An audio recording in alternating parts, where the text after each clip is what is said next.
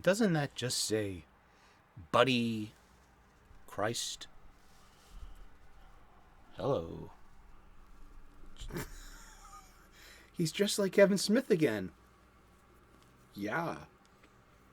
It's Kevin Smith week. No, wear a Bruins shirt. Support the team, you know? Hi, welcome back once again. It's time for the Comics Coffee Table. Welcome. Pull up a chair. Leave your problems over there for a few minutes. Join us. Grab a cuppa, whatever it is you're putting under your nose today there, Pally. Pre-recorded live before a studio audience of stuffed animals. The Comics Coffee Table, 3 p.m. U.S. Eastern daily. We talk about comic books. Just for a few minutes in our busy days. We take our minds off our minds and enjoy some escapism. We talk about these little paper, pamphlets filled with information.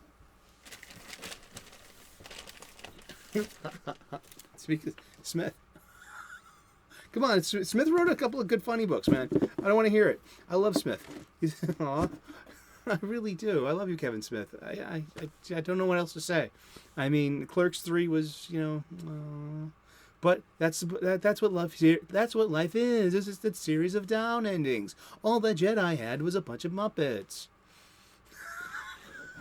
Aw. Here at the Comics Coffee Table, that's where my friends would congregate, would sit around, would shoot the breeze. There would always be a stack of movies, a stack of music, a stack of books, and a stack of comic books, too. They were trying to get each other to read and turn each other on to. So in that spirit, welcome to this Comics Coffee Table. Indeed, we started this show last January 1st, and we had help. We had this book right here. It's a 365 days book. It's called The Golden Age of DC Comics, 365 Days, where you could open the page to today's date, look at some comic book art from an antediluvian age, read the blurb, and then proceed to talk about comic books once a day, every day. It is entirely possible, and we do it every day. That's great.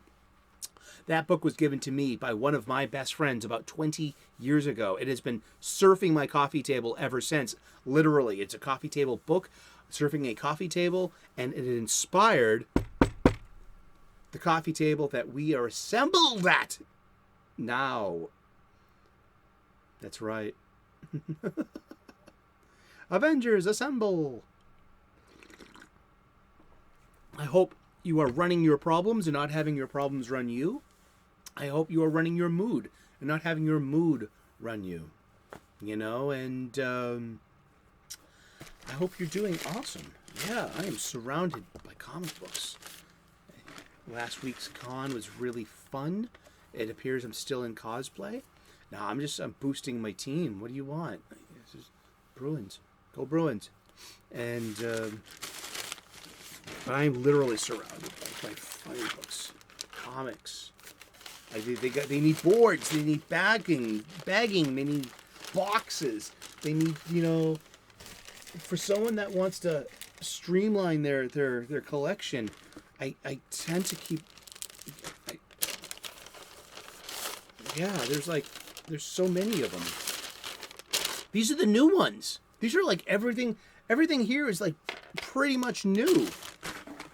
Whether it's crowdfunding, whether it's going to a con and diving through the boxes, the dollar bins, whether it's just accumulating my weekly purchases. I go to the local comic book shop every Wednesday now.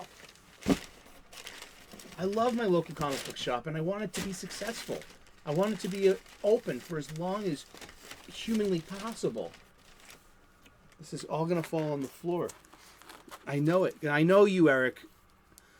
And you'd leave it there on the floor until you slipped on them. Nothing surprises me. That's not his voice. Awesome. Let me get my bearings here.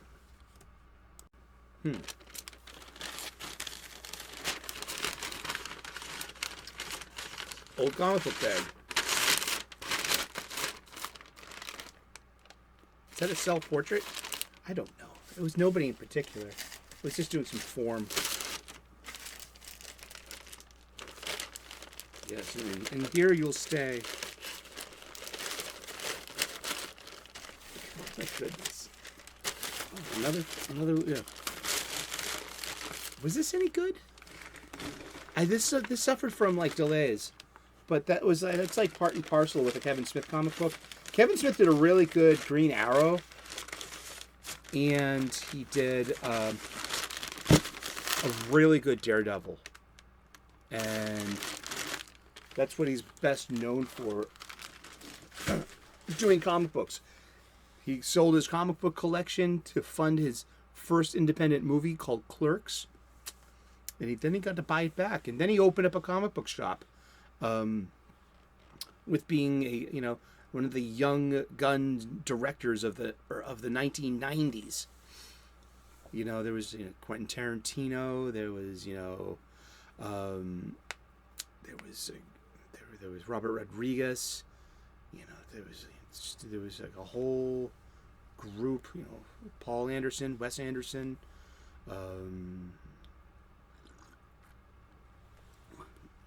Just a whole generation of filmmakers that just popped up in the 1990s with this independent movies went like big time, and it was really fun. It was a good time to be a cinema fan, and I was there at ground zero with Kevin Smith from day one.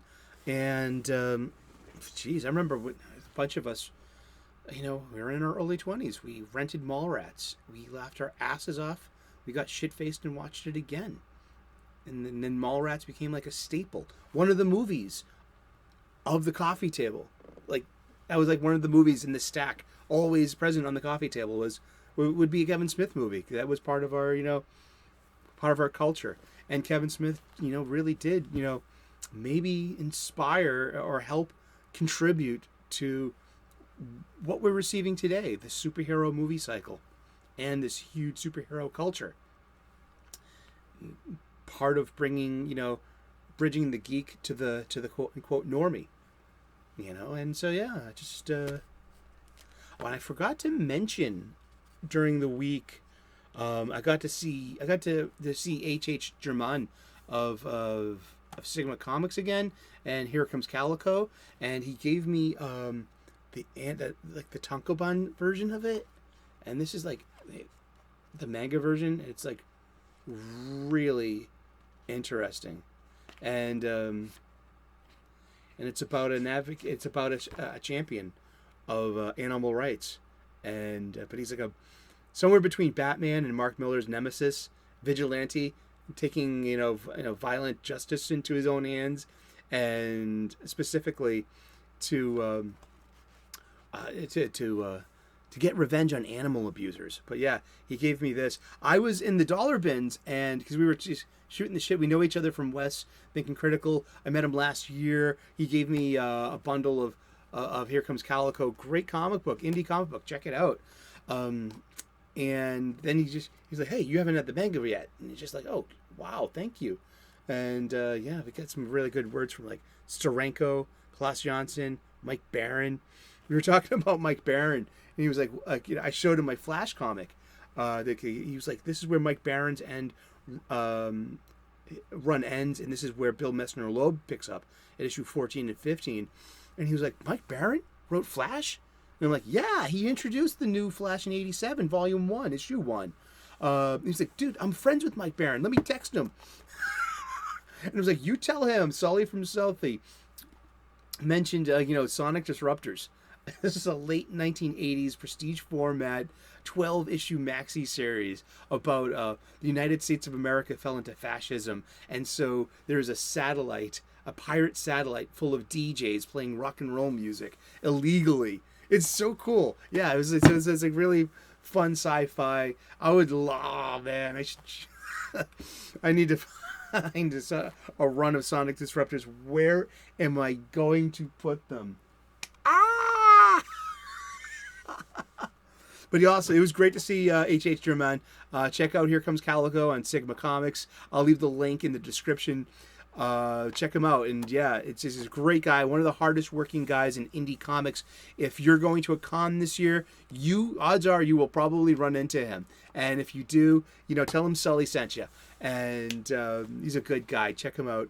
And we were talking about like Darkhawk, which was a late 80s, early 90s Marvel comic about like a night vigilante using violent methods, and about being a somewhat inspiration to Calico. And I found a Darkhawk in like the bin, so I got him one, and he was like, dude, it's $1, don't worry about it. He was like, dude, we were just talking about it was just a random issue. I don't even know which one it was. Could have been like issue 14 or something like that, but it was just like, dude, here. He's like, I'm gonna crack open a cold one and I'm gonna read this later chilling out, thank you. And I was like, well, that's the life, that's the love, like the exchange. I mean, and that's one of the cool parts about going to cons and stuff. So if you can go to a con, do it. It's great. Did we mention the supplies yet? I do it every show. If you're new to the show, I get my supplies at my local comic book shop. I love my local comic book shop, and I want it to be open for as long as humanly possible. So I'm not getting my supplies through my online supply chain. The one with the free shipping and the built-in movie network. You know what I'm talking about. I'm paying the markup, the retail markup, for boards, for bags, and boxes. And I do that willingly. And with intent. Yeah, it's simply to perpetuate the life of my beloved local comic book shop. So do so yourself. That's what I would like to spread the message. Get back to your local comic book shop. Indeed. Awesome. Happy Friday. If you are a celebrant of the weekend, you've made it. It's been a long week. But I've made it, you've made it, we've made it. I ride the bus, you ride the bus, we all ride the bus. Let's conjugate. Everybody, let's conjugate. Let's in the present tense. Dun, dun, dun. In the past tense. Oh, come on, all right. What do we got going on here? Whoa, it's a long box that's stained, and look at the stain on that. You can see that? See the stain there? Uh-huh. The Image long box. But it's done its job. That's what it's there to do, to protect your funny books. I need a new one. So I'm migrating from these long boxes to the short box. The older I get, the heavier they get. I actually weighed one of these a full long box, 50 pounds. So, let's make those into smaller pieces here, Yes. Where did we leave off? Oh boy. Brubaker's Fatale. This is Brubaker's Fatale number 1. I wonder if this actually... Let's look that one up in the book. To the book!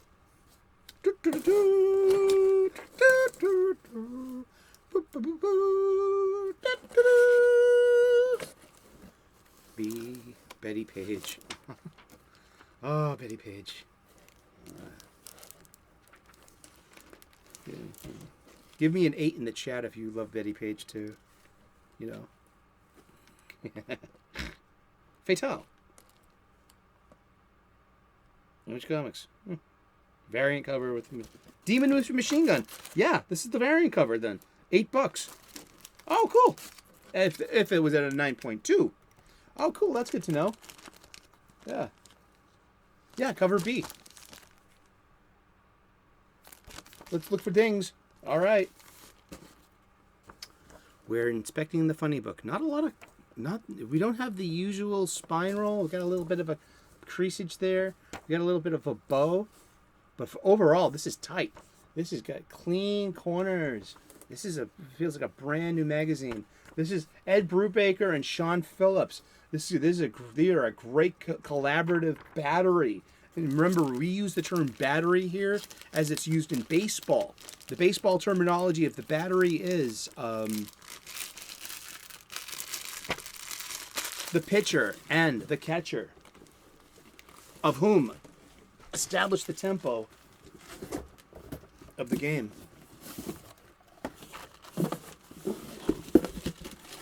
Yes, and so you can equate the pitcher and the catcher of a baseball team, I believe. You know what I mean? It's not a metaphor because it's not becoming something that, it's else, or, it's not becoming an animal, or is it an allegory? But yeah, here we go. New box, new bag, new board. This is an $8 comic book. All right. See, that's part of the fun, of this show, about educating myself about grading and about one piece of tape, and about value. It's pretty much surprised when that happens. Like, oh wow, look at this. This one's worth $8 near mint, and you know what? This is a really good. I got masking tape to the side here, so what I'm going to do is on the ones of value, I mark them. You never know. So whomever finds my stuff, instead of throwing it out, I'm just,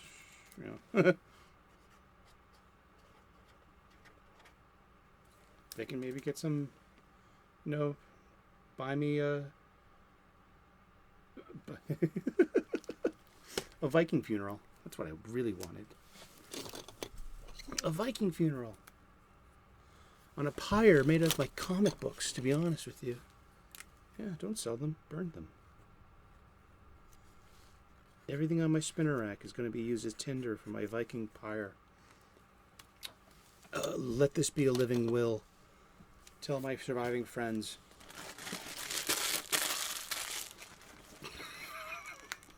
Pleasure Bay, South Boston, Massachusetts, 02127. Don't ask for permission, just do it. Make a pyre. Make me a raft. Then everyone go to Sullivan's for hot dogs in the South Boston tradition. That's great.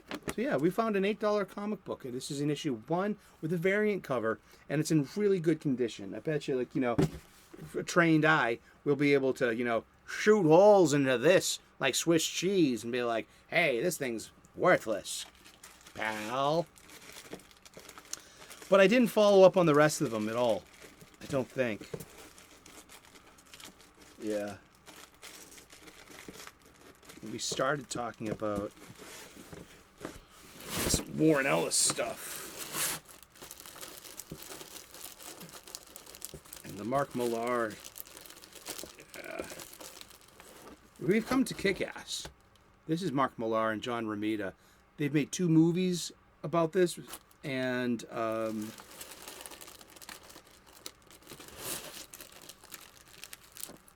yeah, Kick-Ass is pretty violent, but it's about comic book fans. Like this is like Our Earth in a way. It's a copy. Now just take a copy of Our Earth, cut and paste it, and put it over on this new document. Now, let's introduce a bunch of teenagers, and even older people who are all fans of superhero antics. Now let's try to apply that to real world and the natural calamities that will befall that. Whether it's you're running after the mob's running after you, random violence, and the toll it takes on a human body, and the cost it to. We got to see the importance of keeping your secret identity secret, and things like that. Just so it intersects the real world into a comic book world, and it's like a new generation of vigilantes. And when was this made? So this was published on Marvel through Icon. Let's look at the Indicia colophon. The Indicia colophon down here. Kick-Ass. 2008, 2009.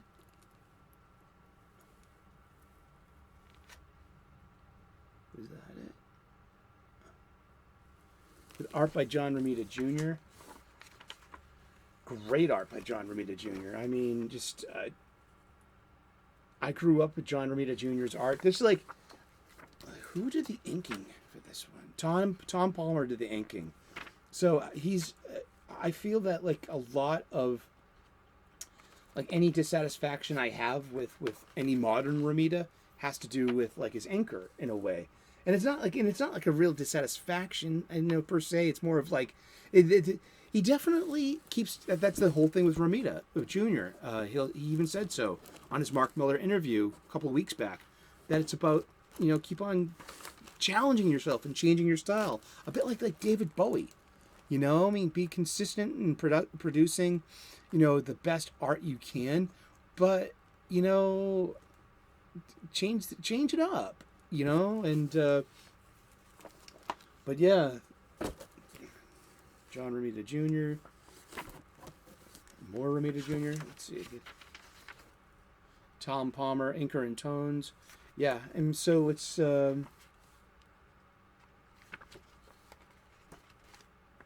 I mean, like, it's really, really good art, but it's really hyper violent and bloody, and but it's what Mark Millar is. That's his brand. That's his flavor.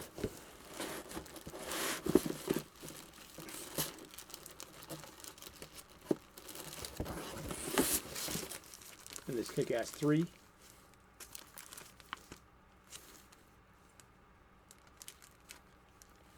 A variant edition of that one.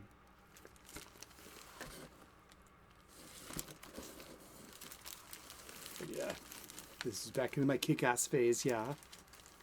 So you can see where I started buying monthlies.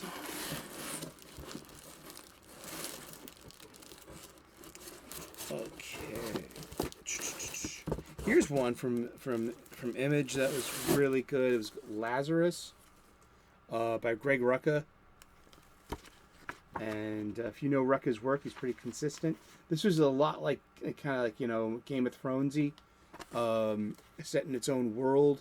Like every house has something known as a Lazarus, which is their warrior, their house warrior, who represents them and represents the family in all things. So it's set in a future where, see, all the modern nation states are now kingdoms, and each kingdom and each geographical area has their own family that leads it, kind of like a mafia thing, perhaps, or royalty, and each family has a genetically enhanced super warrior that, and they even get into open conflicts with each other too. So it was really interesting. I hung with it for a while. Oh, look, the Millar World Annual 2016. He's been at this for a while. He's the one that hit the big pay dirt with the. I stopped at issue 25, and yeah, I mean, I just kind of like fizzled out of it. Nothing, Here's some Millar World stuff that I really, really love. This is a how long was this? I thought this was 5-ish. 3, 2, 1. Okay, it's 5 issues long. This is MPH, and this was so fun. I feel like nobody knows about this and nobody talks about this one, but this is, for me, was one of the best Millar-verse titles, the Millar World titles out there. It's about a drug named MPH, and it'll give whoever takes it super speed. And some kids from an urban neighborhood get a hold on this, and hilarity and calamity ensues. But it's really charming, really good story. These comics are in wonderful, pristine condition. No dings, no spine roll in this one. I think this is a mostly packed. This is yeah.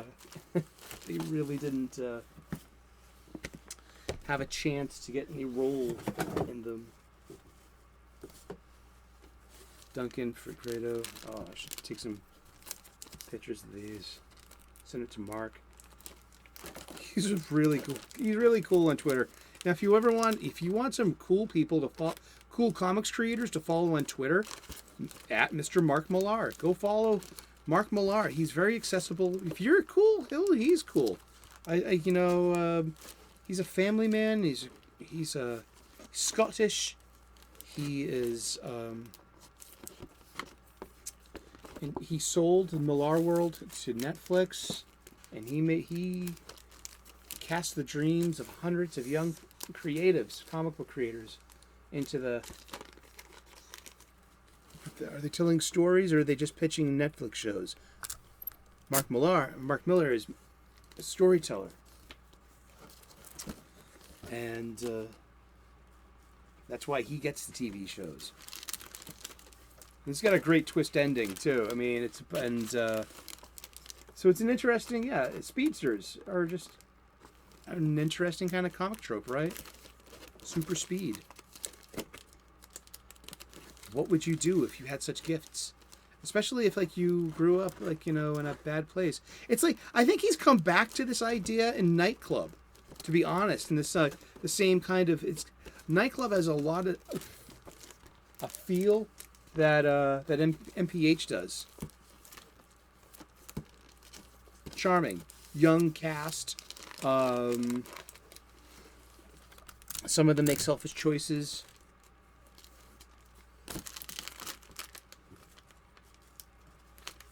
And about sharing the power too with the friends and sharing this experience. So it's not about hogging the glory. A lot of it has to do with your friends and sharing the power and the experience with your friends. That's what I got out of it, at least. And that's why art is interpretation on all levels. Awesome. Happy Friday. The weekend is here. For me, at least. You could be driving home from work. Wink, wink. You could be at work. Wink, wink to you. I've been at work since 6 a.m. So my day ends at 2:30 p.m.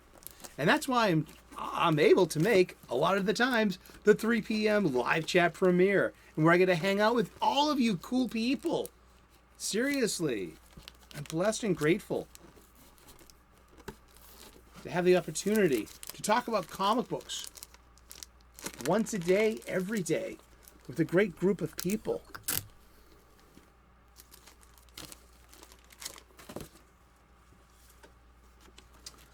Here we go. I thought this was but yeah, we have 5 issues of this.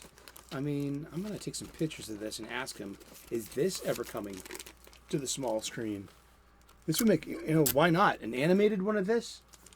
He's been doing a couple of animated ones. Of all the Millarverse stuff, I like MPH a lot. Now, we were talking about Bitch Planet the other day, last week, and this is like the thematic opposite of it, done by the same family, the same house, the Diffraction house. I stopped buying it. I didn't complete it, which is weird. I'm a huge fan of Homer's The Iliad and the Odyssey. I mean, this is the Robert Fitzgerald translation. Lattimore has the better introduction. The Fiegels is pretty old. It sounds boring. Everyman, same thing. Fitzgerald, for me, is my favorite translation. I've read several. I love the Iliad. I really do. It's my thing. And I also love the Odyssey. And this is way back in the day before gender bents and the gender swaps it became synonymous with just easy outs for equality and representation, where you had genuine attempts at storytelling. And this is really good. A story by Matt Fraction, art by Christian Ward. But this is overall, this is a interesting. Oh, look at this page. Look at this fucking page. Look at this. Now this, oh my God, look at this. Behold. Look at this is issue 1 of Odyssey. Odyssey. And it has a whole info dump. Pages and pages. This is gonna, and this is Homer's Odyssey. And after this huge, but it is stylized and let's fold this up properly. Wow. But it's, well, what have you noticed about the warriors? They're female. So it's set in a gender bent science fiction future. Man, look at this star map. And it has all the familiar places and names. Just now that they've been put into space. And so it's, I think it's Ulysses. Is it Ulyssia? And she's on her way. Sing of Odysseus. And this is Sing to me, O muse of Odysseia, the witch jack one wanderer, homeward bound, warless at last. And it's instead of Odysseus, it's Odysseia. And instead of a he, it's a she. But all the character things stay. And it's about the voyage home and about losing your crew and but keeping true to getting home. And it's this beautiful art, wonderful art, and just gods and goddesses. It is the Greek story, but told through the lens, purposefully, of like the whole gender bent thing. This was, Otis, November of 2014. And it's just a really great production. So good. I mean, I really, this is like right before the great narrative change and the push for diversity, inclusion, and representation, which I will always say are noble goals. And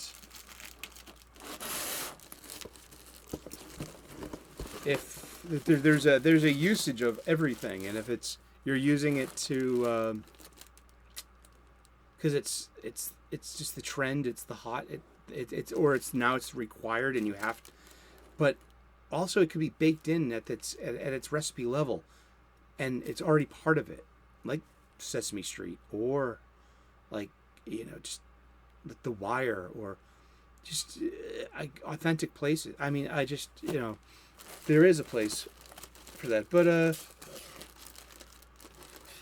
it's in every, but it's to the whole war cry, rally cry, and then like why are you changing everything? It's like met with, why are you a bigot? No, I'm not buying that. Never have, never will. It's a weak ass argument. But something as timeless as the Odyssey, it has the latitude to do that. These are like this story told thousands of times over and over again over history, and this is just one. This is a really interesting, huge sci-fi artistic interpretation of it. And but yeah, it was by the same house that did Bit Planet. Just it was just like this it's overtly feminist comic books. Yeah, and if they're done right, they're done well, you just, turkey's done. You might not notice what they're, the quote unquote messaging. I think maybe the point is to be too on the nose, so you can't, I don't know. I don't have questions. I mean, I don't have answers. All I have are questions, and a lot of no F's to give either about stuff. Too, I just want to enjoy funny books, and I enjoy this conversation. We got to wrap it up. Thank you so very much for tuning in today. God bless. Namaste. Good luck. Please join us. Like and subscribe. Turn on those notifications. Click that subscribe button and join us every day, 3 p.m. U.S. Eastern, in this live chat premiere, and in the comments section. Continue this comic book shop style conversation here at our very own Comics Coffee Table. Thank you so much. God bless. Namaste. Good luck. We will see you again tomorrow in those funny pages. Ciao, bye-bye.